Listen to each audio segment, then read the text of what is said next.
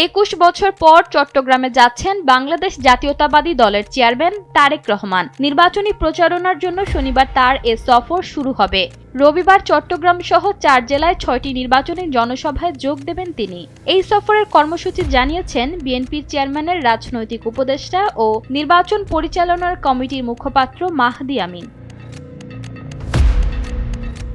তারেক রহমান শনিবার ঢাকা থেকে আকাশপথে চট্টগ্রাম যাবেন। সন্ধ্যা ৭:৩৫ তিনি ও তার সফর সঙ্গীদের বহনকারী উড়োজাহাজ চট্টগ্রামে অবতরণ করার কথা। রাতে চট্টগ্রাম থাকবেন তিনি। রবিবার তারেক রহমানের প্রথম নির্বাচনী সমাবেশ হবে চট্টগ্রাম নগরের পোলো গ্রাউন্ডে বেলা ১১:৩০। বিকেলে তিনি ফেনীতে যাবেন। সেখানে ফেনী পাইলট স্কুল খেলার মাঠে বিকেল ৪টায় জনসভায় যোগ দেবেন। এরপর বিকেল ৫:৩০ কুমিল্লা জেলার ১৪গ্রাম হাই স্কুল মাঠে আরেকটি জনসভায় তারেক রহমানের অংশ নেওয়ার কথা রয়েছে। কুমিল্লায় আরও ২টি জনসভা করবেন তিনি। এর একটি সন্ধ্যা ৭টায় অনুষ্ঠিত হবে সুয়াগাজী ডিগবাজি মাঠে, অন্যটি সন্ধ্যা ৭:৩০ দাউদকান্দির কেন্দ্রীয় ঈদগাহ মাঠে।